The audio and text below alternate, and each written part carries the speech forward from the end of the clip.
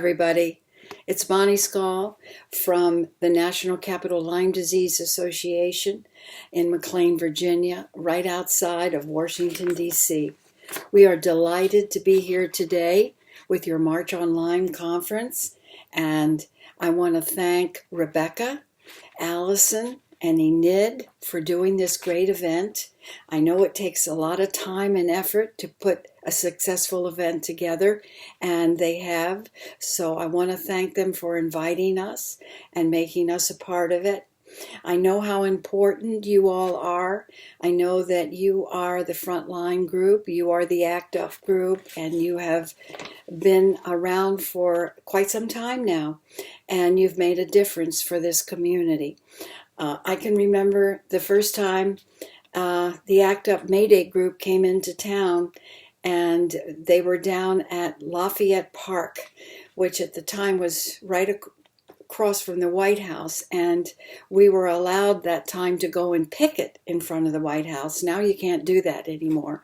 But we've seen you and been with you in front of the IDSA, picketing there. We've been over outside of the Capitol with you, so we know how devoted you are to this cause, and we want to thank you. We respect you for the work that you do.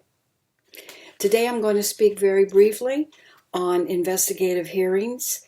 As you know, our organization, the National Capital Lyme Disease Association, has been involved in legislation as well as various events on the Hill and the HHS working group on Lyme and tick-borne diseases. We think it's really, really important, especially now, to be thinking about trying to do an investigative hearing. The working group is having their problems, as we all know. We're sort of outnumbered. We're not considered anymore to be a part of the subcommittees and getting our representatives in there. And I won't say we're being ramrodded, but I know Pat is up against tremendous opposition, and Dr. Donta. As this comes to a close for this year, there's only one more year left. And if we're not careful, the recommendations that come out of this working group could affect us, you and me, and our children for generations to come. So it's time now to make our voices heard. And an investigative hearing, when you talk about hearings on the Hill, there are three types. One is oversight, one is legislative, and the other one is investigative. Now, of course, the most important one, we feel, is the investigative hearing.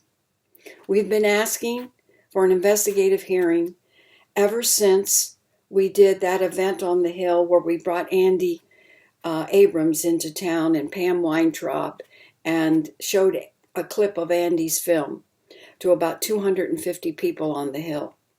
We did a luncheon that day to get them there. And we felt way back then that this was the most important thing that could happen, because we still don't understand today why this disease has been so negated, so overlooked, so underfunded, and people have had to fight for the recognition and acknowledgement of this disease. So it is time to do an investigative hearing. So this is what we're bringing to you today, the ability to get your voice to the Hill, to your representatives, to your senators, to your congressmen, to the president, to the vice president in an effective way. Voter voice is an instrument we have used for many, many years. It's expensive. I won't kid you, it is very expensive. But it's been effective for us to get our bills through, because people have a tendency, if they're too sick, too tired, don't have the wherewithal to take the time to do it, to not write the letters, and to, they'll sign their name on a petition, but when it comes to doing the hard work of writing the letter, it's really hard. And so what Voter Voice does, it gives you a message that's already set up. And all you have to do is put in your zip code and your address and your name. And all the rest is done for you. All those particular people that you want to reach down on the hill or in your state capital are all done automatically for you. And that message is sent to them. Now, on this page that you will see later on today, probably, it'll be shown how you can do it. What you will see is you can add your own message also along with the generic message. The problem is you are limited to a certain amount of words or characters, and so you have to be very precise in what you say. And when you get this, you'll see what we wrote, and you might want to modify that to your own personal situation. But I would suggest that you do this. We will lose the ability to do this within the next week and a half.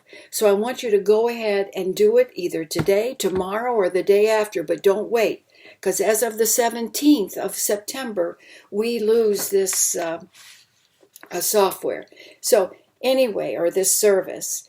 That's the first thing I wanted to tell you. It's really important that you play your part. Your voice is the most important thing you have. Just like voting in this upcoming election.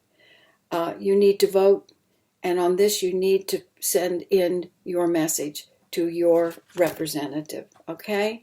So that's something I wanted to explain to you. If you have a problem using it, give us a call here at NatCap Lyme. The number is 703-821-8822.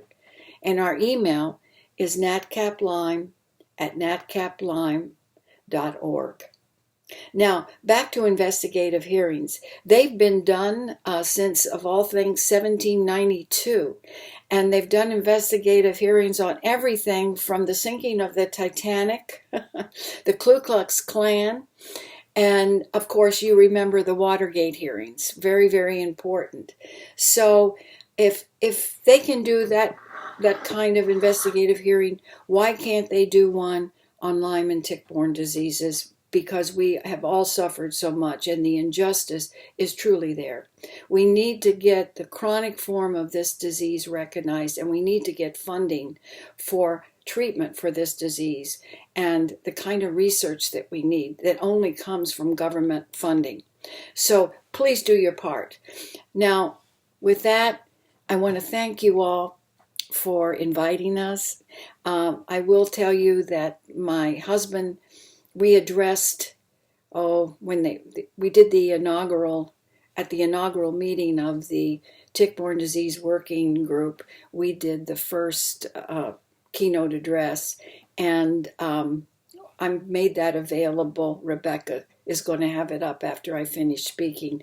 And in that, he lays out all the problems that we as a community have faced over the years.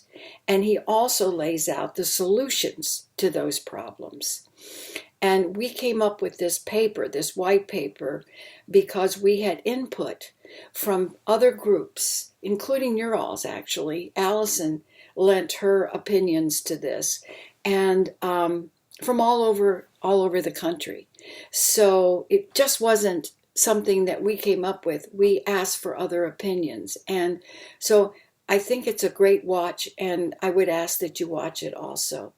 So with that, I'm going to thank you all for inviting us, letting us be a part of this, and we want you to have a great conference and want you to know that we really respect what you all do. We respect your passion, and we respect your ability to get out there and try to make a difference. So keep on doing what you do, and if you need our help, just give us a call. Thank you.